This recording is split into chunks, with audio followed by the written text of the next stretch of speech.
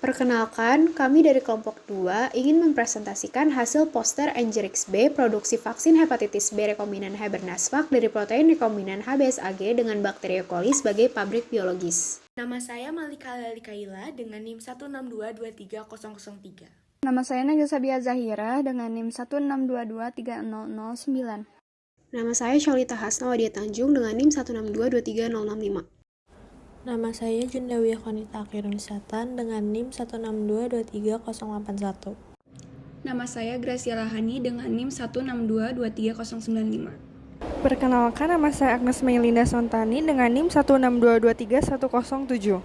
Perkenalkan, nama saya Darren Aurelio dengan NIM 162231111. Perkenalkan, nama saya Jen Bernadette William dengan NIM 162231125.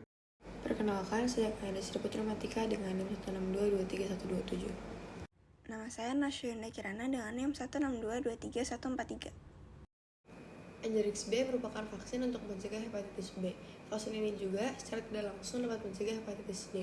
Digunakan untuk orang dewasa dan remaja 16 tahun ke atas, serta anak-anak 11-15 tahun dalam kondisi tertentu. Engerix B mengandung 20 mikrogram per mili protein dari lapisan luar virus hepatitis B. Engerix B diproduksi oleh GlaxoSmithKline Biologicals. Harga vaksinasi Engerix B untuk anak sekitar Rp140.000 dan untuk dewasa sekitar Rp310.000. Vaksinasi Engerix B diciptakan oleh Dr. Anders Baruch Bloomberg dan Dr. Anders Irving Millman. Vaksin Engerix B yang pertama disetujui di Amerika Serikat pada tahun 1981.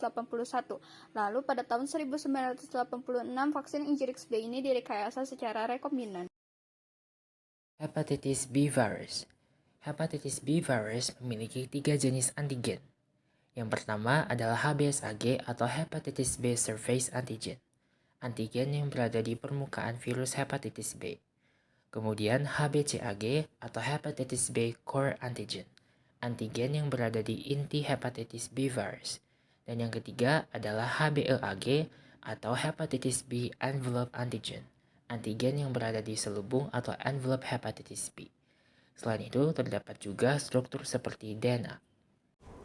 Protein rekombinan HBsAg sebagai perangsang antibodi untuk melawan virus hepatitis B dengan cara membentuk anti-HBs, yaitu sebagai komponen antibodi khusus yang mampu menghambat penempelan virus dan masuknya VHB ke dalam sel inang. Untuk memproduksi antigen HBsAg digunakan bakteri Escherichia coli atau E. coli sebagai pabrik biologis. Bakteri gram negatif yang berbentuk basil ini memiliki ukuran panjang 1-2 mikrometer dan radius 0,5 mikrometer.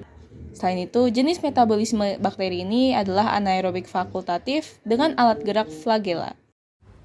Produksi protein rekombinan untuk vaksin Hibernasvac melibatkan penggunaan bakteri Escherichia coli atau E. coli sebagai inang ekspresi. Mengingat genetikanya yang sudah mapan, manipulasi yang mudah, efektivitas biaya, dan pertumbuhan yang cepat dalam kultur yang murah. Dalam proses kerjanya, gen antigen inti virus hepatitis B atau HBsAg dimasukkan ke dalam strain E. coli yang diubah dengan plasmid yang mengandung seluruh gen antigen inti di bawah kendali triptofan operon.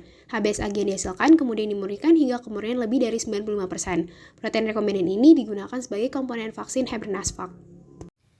Dalam penggunaan vaksin Engerix B, terdapat 2 cara yang dapat dilakukan. Pertama, nasal spray yang dapat menghantarkan antigen langsung ke selaput lendir di hidung. Dan yang kedua, terdapat metode injeksi subkutan yang menyuntikkan antigen ke kulit sehingga dapat menyebar ke jaringan tubuh. Berikutnya adalah mekanisme kerja vaksin via injeksi subkutan.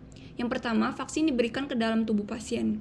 Yang kedua, vaksin membentuk kekebalan tubuh terhadap hepatitis B dengan membuat antibodi.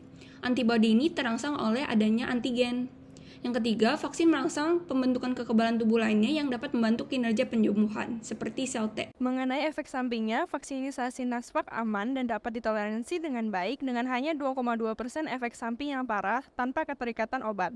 Selama 5 tahun pasca perawatan, adverse event yang tercatat ringan dan menghilang tanpa interferensi medis.